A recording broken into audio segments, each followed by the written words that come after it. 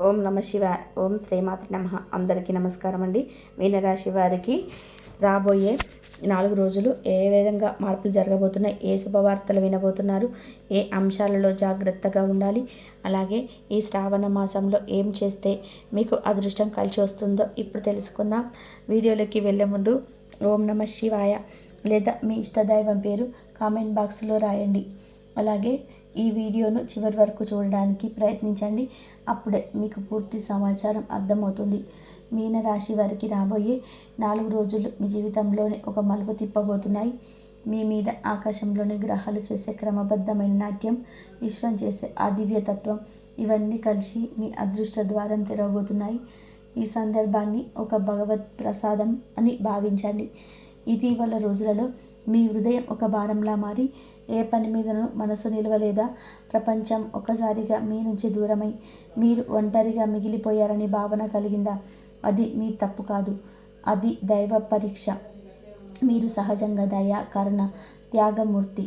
ఎదుటివారి కన్నీటి వెనక తాళం వేసిన బాధను మీరు చూసి నిశ్చలంగా ఉండలేరు.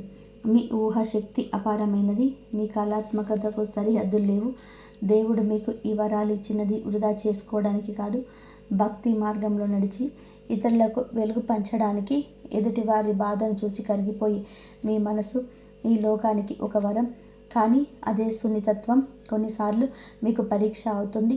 చిన్న మాటకి గాయం, చిన్న నిర్లక్ష్యానికి కన్నీరు.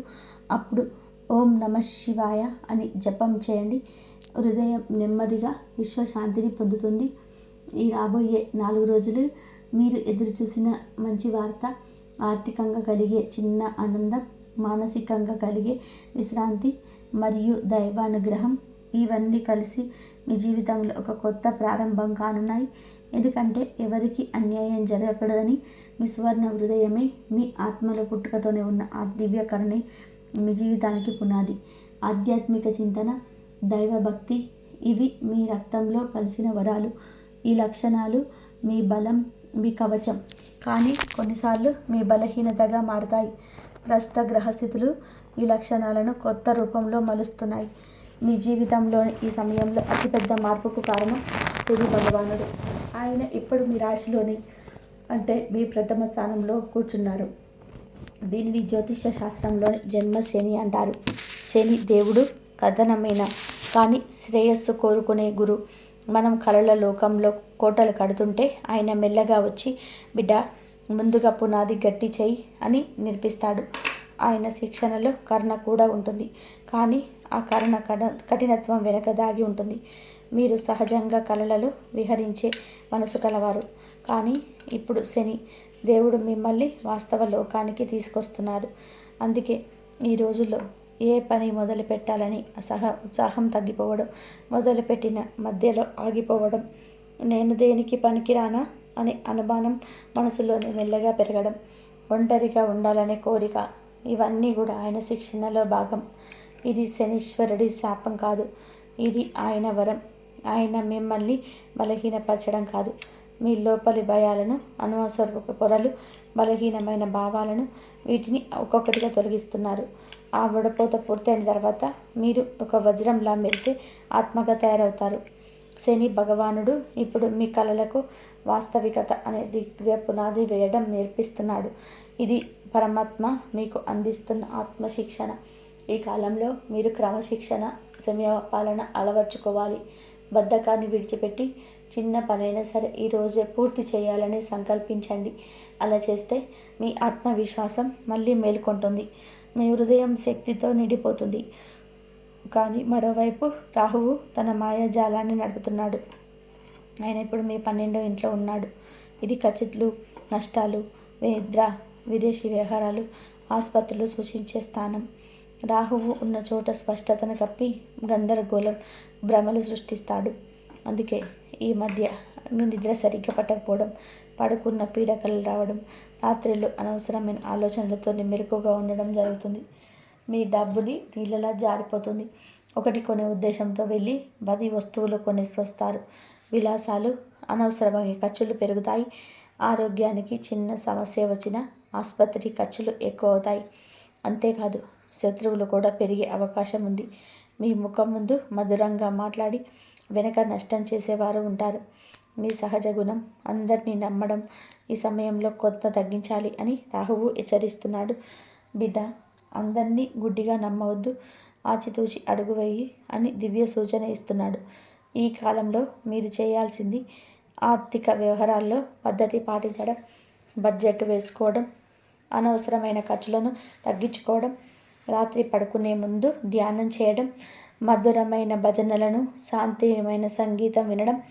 ఇవి చేస్తే మనసు ప్రశాంతంగా మారి నిద్ర సుఖంగా పడుతుంది. ఇక కేతువు రాహువుకు ఎదురుగా మీ 6వ ఇంట్లో ఉన్నాడు. 6వ ఇల్లు అంటే రోగాలు, రుణాలు, శత్రువులు, పోటీ, రోజువారీ ఉద్యోగం. కేతువు ఒక ఆధ్యాత్మికత గ్రహం.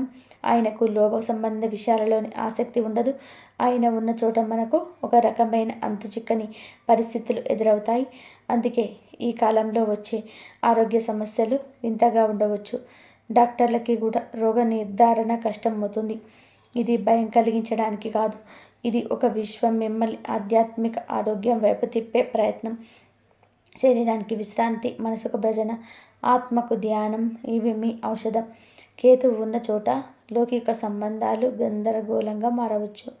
చిన్న సమస్య వచ్చినా అదేంటో తెలియక మీరు కంగారు పడతారు. ఉద్యోగంలో సహ ఉద్యోగులతో సంబంధాలు అంతా బాగలేకపోవచ్చు. ఎందుకు అలా ప్రవర్తిస్తున్నారో మీకు అర్థం కాదు.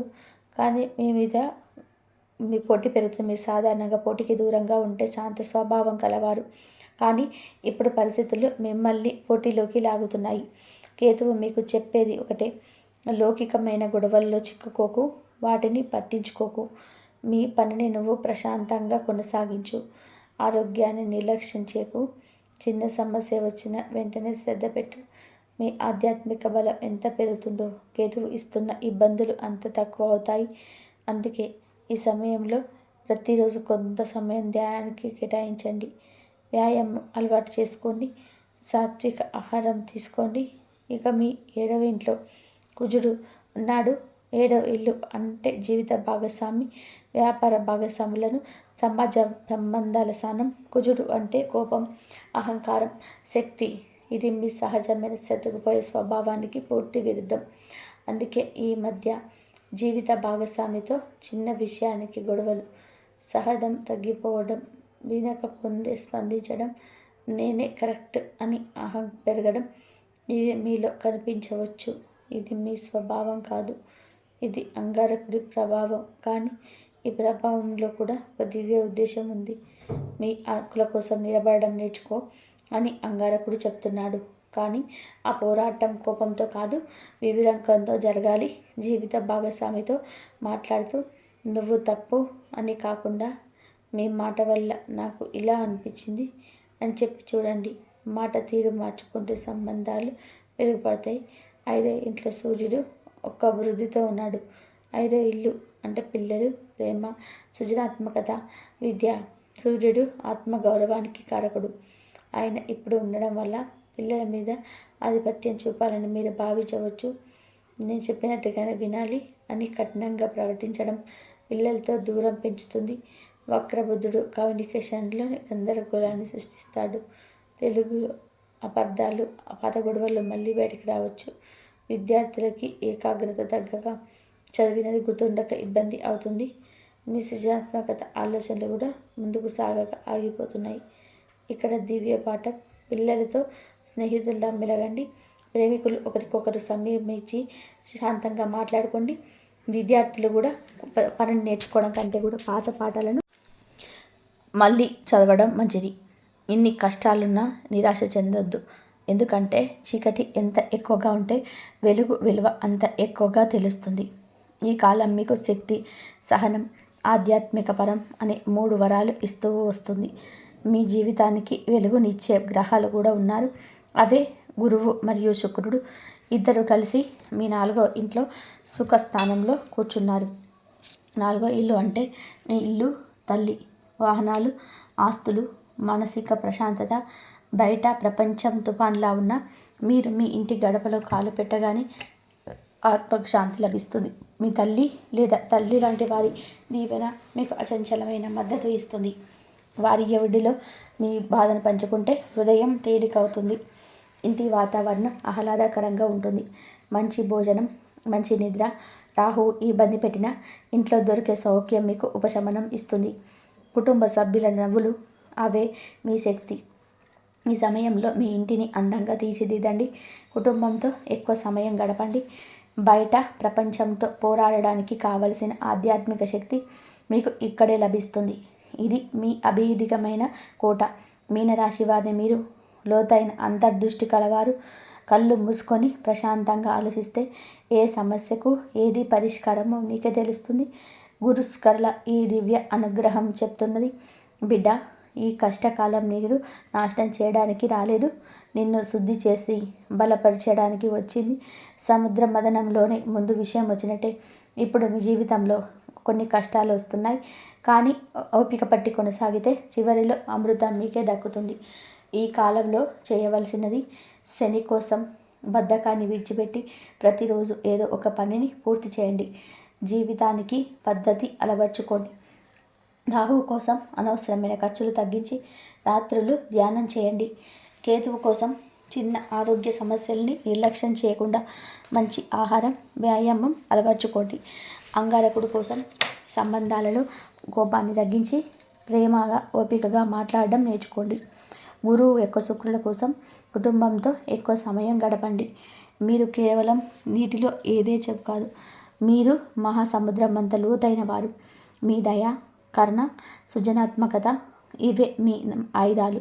గ్రహాల పరీక్షలో నెగ్గి బయటకు వచ్చేసరికి మీరు మరింత బలమైన, వివేకవంతమైన, మీ కలలను నిజం చేసుకునే శక్తివంతులుగా మారతారు. మీ సున్నితమైన హృదయానికి వాస్తవిక ప్రపంచపు కఠినత్వాన్ని తట్టుకునే ఉక్కు కవచం తొడగబడుతుంది. ధైర్యంగా ఉండండి. ఈ దశ కూడా దాటిపోతుంది. మీ మంచి మనసుకు ఎప్పటికీ కూడా మంచి జరుగుతుంది. రాబోయే ఈ 4 రోజుల మీనరాశి వారికి భావోద్వేగాలు, ఆర్థికం, ఆరోగ్యం, సంబంధాలు అన్నీ కలిపి మిశ్రమమైన అనుభవాలను ఇవ్వబోతున్నాయి. చిన్న అవరోధాలు వచ్చినా శాంతంగా ఎదుర్కొంటే మీకు ప్రయోజనం కలుగుతుంది.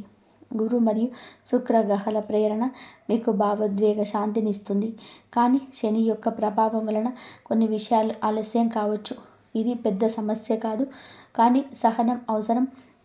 మొదటి 2 రోజుల్లో ఉద్యోగం లేదా వ్యాపారంలో జాగ్రత్త అవసరం. ఈ సమయంలో మీరు చెప్పే ప్రతి మాట, ప్రతి చర్య చాలా ముఖ్యంగా ఉంటుంది.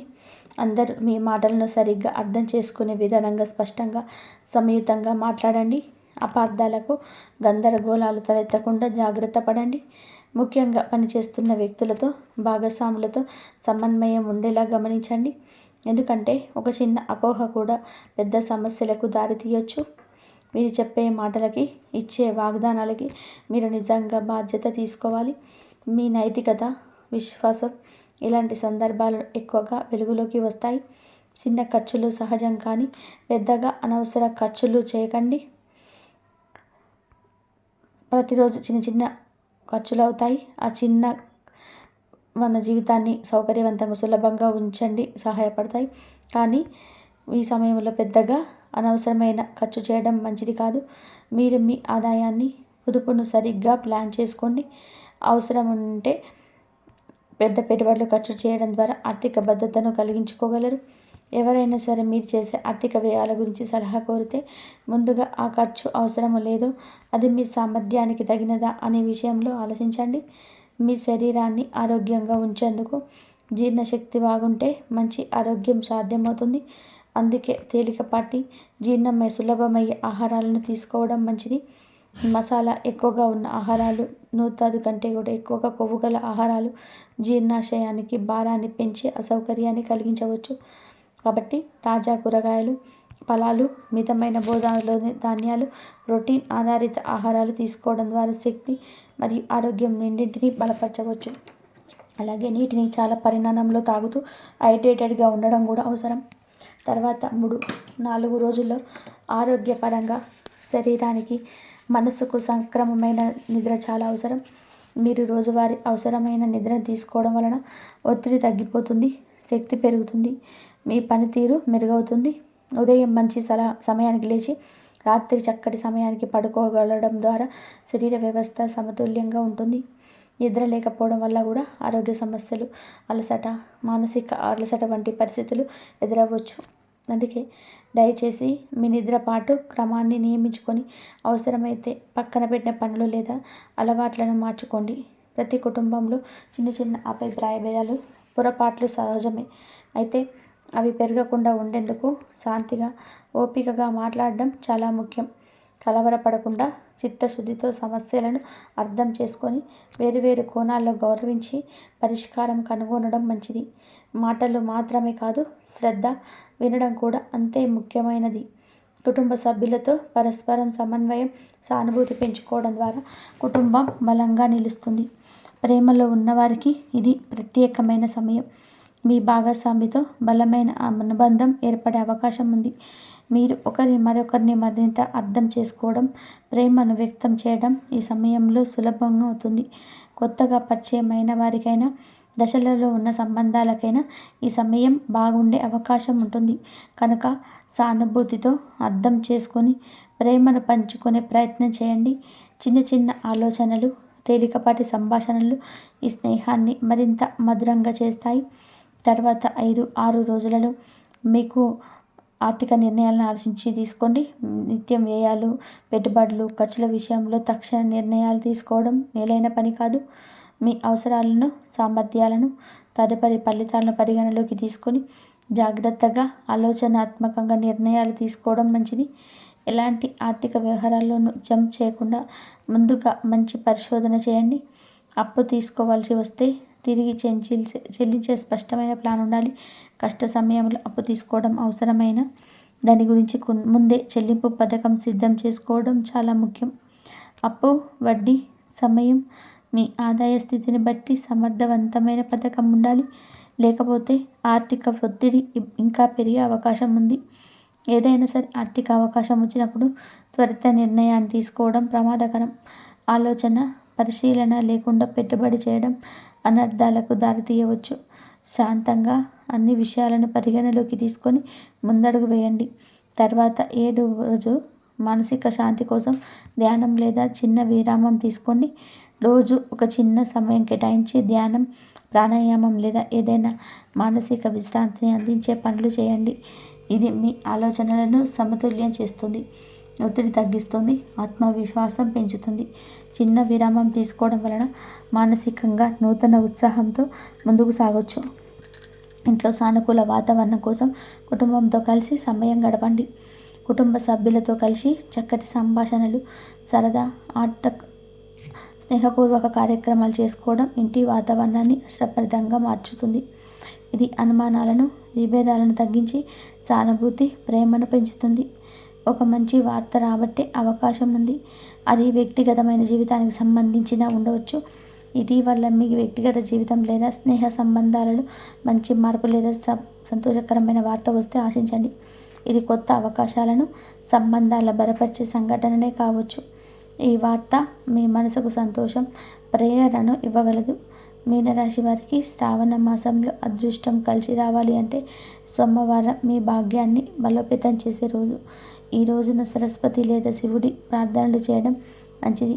శివలింగానికి అభిషేకం చేయడం లేదా ఆరాధన చేయడం వల్ల ఆర్థిక, మానసిక శాంతి వస్తుంది. నీరజ పుష్పాలు, తులసి ఆకుల పూజలో ఉపయోగించండి. శ్రావణ మాసంలో నీరజ పుష్పాలు, తులసి ఆకుల పూజకు ప్రత్యేకంగా ఉపయోగించడం అదృష్టాన్ని పెంచుతుంది. గాయత్రి మంత్ర పఠనం లేదా మీరు ఇష్టపడే జపం చేయడం ద్వారా మానసిక శాంతి మరియు ఆధ్యాత్మిక శక్తి పొందవచ్చు.